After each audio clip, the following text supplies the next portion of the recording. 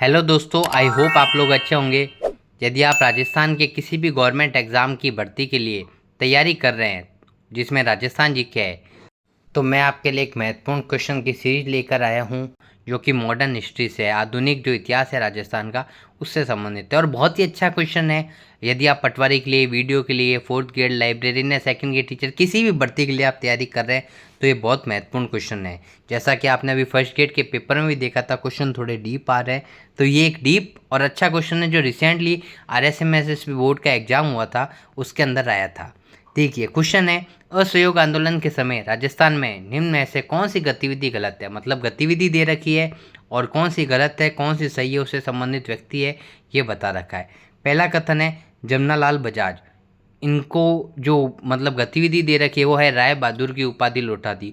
तो बिल्कुल सही है। असहयोग आंदोलन के दौरान जो जमनालाल बजाज जी थे उन्होंने राय बहादुर की उपाधि लौटा दी थी।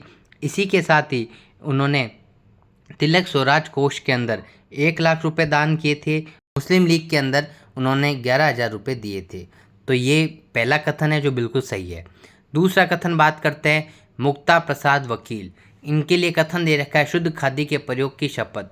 तो देखिए मुक्ता प्रसाद वकील जी हैं, इनका जो प्रमुख रूप से संबंध है वो बीकानेर से है। इन्होंने क्या किया था, बीकानेर में विदेशी वस्तुओं की होली जलाई थी और इन्होंने खादी पहनने का व्रत किया था या शपथ ली थी। तो ये दोनों कथन पहले वाले दोनों सही है। तीसरा कथन है भंवरलाल श्राफ तिरंगा फहराया। तो ये कथन भी बिल्कुल सही है। भंवरलाल श्राफ थे, ये जोधपुर से संबंधित थे। ये तिरंगा झंडा लेकर बाजार में घूमे थे और इस तिरंगे झंडे के एक तरफ महात्मा गांधी और दूसरी तरफ स्वराज लिखा हुआ था और इन्होंने भाषण भी दिए थे। चौथा ऑप्शन है इसमें शोभाराम गुप्ता, देशद्रोहात्मक सामग्री प्रकाशित कर जेल गए। तो मैं आप लोगों को बताना चाहूँगा यहाँ पर ये जो शोभाराम गुप्ता है ये ऑप्शन गलत है। इनका जो असली नाम था वो शोभाराम गुप्ता नहीं था, शोभालाल गुप्ता था। तो आप देखिए कि कितना माइनर डिफरेंस है ऑप्शन में। शोभाराम गुप्ता की जगह शोभालाल गुप्ता जी थे जो तरुण राजस्थान समाचार पत्र के अंदर देशद्रोहात्मक सामग्री प्रकाशित करने के कारण जेल में गए थे।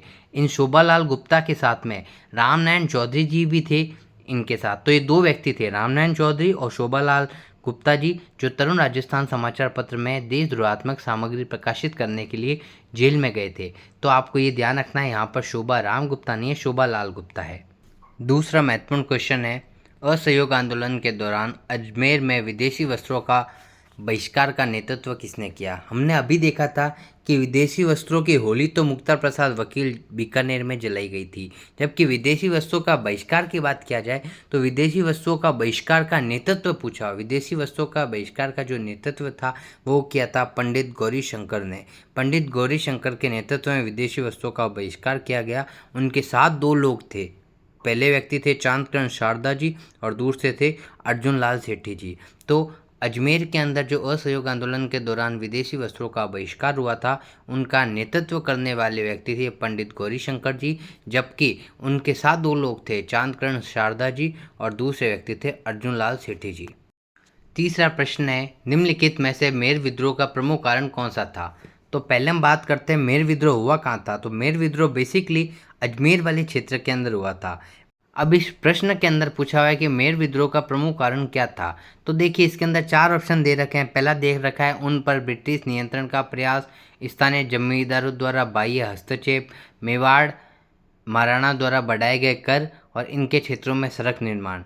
अब सबसे बड़ी बात है ये ऑप्शन पढ़ के हम लोग थोड़ा सा कन्फ्यूजन में आ सकते हैं, हमें लगेगा हो सकता है इसका बी ऑप्शन सही होगा, लेकिन नहीं, इसका उत्तर होगा उन पर ब्रिटिश नियंत्रण का प्रयास।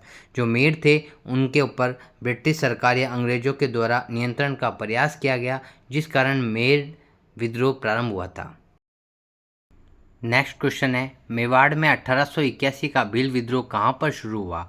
यह बहुत अच्छा क्वेश्चन है। 1881 का जो भील विद्रोह था उसे बारापाल भील विद्रोह भी कहा जाता है। इसका उत्तर होगा बी बारापाल। भील विद्रोह जो 1881 में चालू हुआ था उसे बारापाल भील विद्रोह कहा जाता है। इसके अंदर जो मेवाड़ के राजा थे उनकी जो सेना थी उन्होंने भीलों के ऊपर आक्रमण कर दिया था। भीलों की झोपड़ियों को जला दिया गया था। बहुत सारे भील अपने घरों को छोड़कर सुरक्षित स्थानों पर चले गए थे और बेघर हो गए थे। इस विद्रोह को दबाने के लिए महाराणा के निजी सचिव श्यामल दास ने ऋषभदेव मंदिर के पुजारियों से भीलों से समझौता करने के लिए कहा और अंत में भीलों ने अंग्रेजों से समझौता कर लिया। अगला क्वेश्चन है, राजस्थान में स्वतंत्रता आंदोलन के समय कौन सी ये 2 चीज़ें हैं जो कि स्वतंत्रता के प्रमुख अंग बन गए थे?